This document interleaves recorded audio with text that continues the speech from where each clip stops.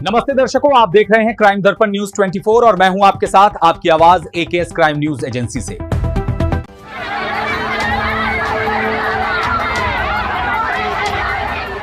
गाजीपुर में 1 लाख के इनामी आरोपी कमलेश बिन के एनकाउंटर के बाद ऐसा बवाल हुआ जिसने पूरे प्रदेश की राजनीति को गरमा दिया है। पुलिस पर पथराव, कई पुलिसकर्मी घायल, सीओ का सिर फूट गया और गांव को छावनी में तब्दील करना पड़ा।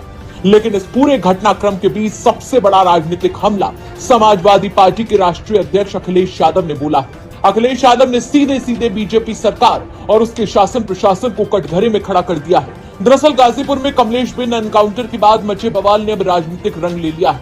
एक तरफ पुलिस इस एनकाउंटर को एक बड़े अपराधी के खिलाफ की गई कार्रवाई बता रही है, तो वहीं दूसरी ओर विपक्ष इस पूरे मामले को लेकर सरकार पर लगातार हमलावर है।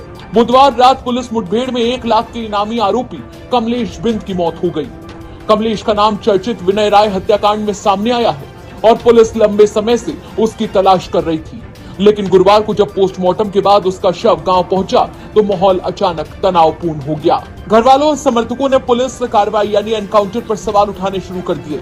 विरोध प्रदर्शन हुआ, नारेबाजी हुई और फिर हालात ऐसे बिगड़े कि पुलिस को भी संभलने का मौका नहीं मिला। फुल्लनपुर क्रॉसिंग के पास प्रदर्शन कर रहे लोगों और पुलिस के बीच विवाद बढ़ा और देखते देखते भीड़ उग्र हो गई। आरोप है कि भीड़ ने पुलिस टीम पर जमकर पथराव किया। इस हमले में सीओ सिटी शेखर सिंगर समेत कई पुलिसकर्मी घायल हो गए। महिला पुलिसकर्मियों को भी चोटें आईं। हालात इतने खराब हो गए कि अतिरिक्त पुलिस बल बुलाना पड़ा और पूरे इलाके को सुरक्षा घेरे में ले लिया गया। लेकिन इस हिंसक घटना के बाद राजनीतिक बयानबाजी भी तेज हो गई। समाजवादी पार्टी के राष्ट्रीय अध्यक्ष अखिलेश यादव ने इस पूरे घटनाक्रम का video social media platform x पर साझा किया और बीजेपी सरकार पर बड़ा हमला बोला।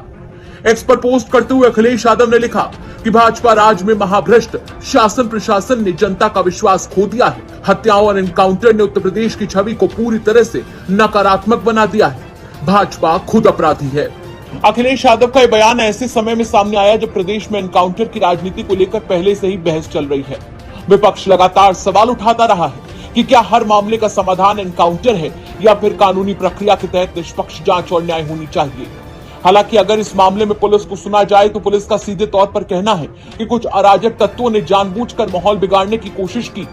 पुलिस का दावा है कि हमला पूर्व नियोजित था और कुछ लोगों के उकसावे पर पुलिस टीम को निशाना बनाया गया। एसपी के मुताबिक घटना में शामिल लोगों की पहचान की जा रही है और दर्जनों लोगों के खिलाफ मुकदमा दर्ज करने की प्रक्रिया शुरू हो चुकी है। पुलिस ने भी संकेत दिए हैं कि अगर जरूरत पड़ी तो आरोपियों के खिलाफ राष्ट्रीय सुरक्षा कानून यानी एनएसए के तहत भी कार्रवाई की जा सकती है। देखिए, ये थाना कोतवाली क्षेत्र के अंतर्गत जैसा कि आपको जानकारी है 29 और 30 की रात को एक घटना हुई थी। इसमें होटल संचालक आलोक राय जी के पुत्र विनीत राय की नृशंस तरीके से बदमाशों के द्वारा हत्या कर दी गई थी, जो कि लोकली एक अपना कटरा गैंग नाम से एक ग्रुप का उन्होंने नाम रख रखा था। इनके विरुद्ध पूर्व में भी कार्रवाइयां हुई थी और इनके द्वारा एक नृशंस तरीके से घटना की गई थी, जिसमें 2 प्रमुख आरोपी शंकर पांडे एवं कमलेश चौधरी, इन पर 1-1 लाख का इनाम घोषित हुआ था।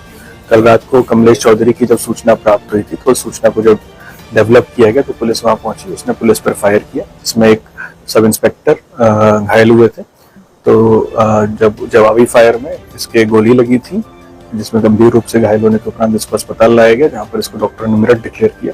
तो ये कार्रवाई पुलिस के द्वारा की गई थी। तो आज पोस्टमार्टम के बाद अंतिम संस्कार के लिए जब ले जाया जा रहा था घाट के लिए, तब उसमें शामिल भीड़ में शामिल कुछ अराजक तत्वों के द्वारा पथराव किया गया और जिसको तत्काल कंट्रोल किया गया मौके पर मौजूद पुलिस बल के द्वारा। इसमें मुकदमा पंजीकृत किया जा रहा है 60-70 लोगों के विरुद्ध। इसमें कुछ नामजद हैं जो हमने आइडेंटिफाई कर लिए हैं।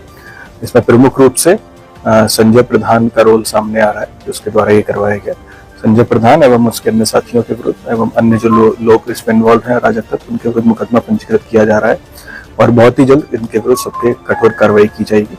अराजक तत्वों का कोई भी स्थान नहीं है और लगातार उनके विरुद्ध कार्रवाइयां की जाती हैं और जो इस तरह से करेगा उसके विरुद्ध और भी कठोर कार्रवाई जनपद पुलिस के द्वारा अमल में लाई जाएगी और उनका उचित इलाज किया जाएगा और बहुत ही अच्छी कार्रवाई की जाएगी, जो कि एक नजीर बनेगी। इस प्रकरण में रासुका भी इन लोगों के विरुद्ध जो उपद्रवी हैं उनके विरुद्ध लगाई जाएगी। इस हमले में सर सीओ सिटी के साथ अन्य पुलिस सीओ सिटी को हल्की चोट लगी है, 1-2 अन्य पुलिसकर्मी हैं उनको भी हल्की चोट आई है, कोई गंभीर घायल नहीं है, सभी लोग ठीक हैं, उनका उपचार चल रहा है और दोषियों के विरुद्ध हम जल्दी ही कठोर कार्रवाई करेंगे। यानी एक तरफ अखिलेश यादव सरकार और प्रशासन पर जनता का भरोसा खोने का आरोप लगा रहे हैं, वहीं दूसरी तरफ पुलिस इसे कानून व्यवस्था को चुनौती देने वाली साजिश बता रही है। फिलहाल गांव में भारी पुलिस बल तैनात है। स्थिति पर लगातार नजर रखी जा रही है और आने वाले दिनों में इस मामले में और भी गिरफ्तारियां हो सकती हैं। लेकिन इतना जरूर है कि गाजीपुर की घटना अब सिर्फ एक एनकाउंटर तक सीमित नहीं रह गई है, बल्कि एक कानून व्यवस्था, पुलिस कार्रवाई और राजनीतिक आरोप प्रत्यारोप का बड़ा मुद्दा बन चुकी है। तो गाजीपुर में कमलेश बिन एनकाउंटर के बाद हुए बवाल पर अखिलेश यादव के इस बड़े हमले ने प्रदेश की राजनीति को एक नया मुद्दा दे दिया है। अब देखना होगा कि सरकार विपक्ष के आरोपों पर क्या जवाब देती है और पुलिस की जांच में आगे क्या तथ्य सामने आते हैं। फिलहाल आप इस पूरे मामले को किस नजरिए से देख रहे हैं, हमें कमेंट करके जरूर बताएं।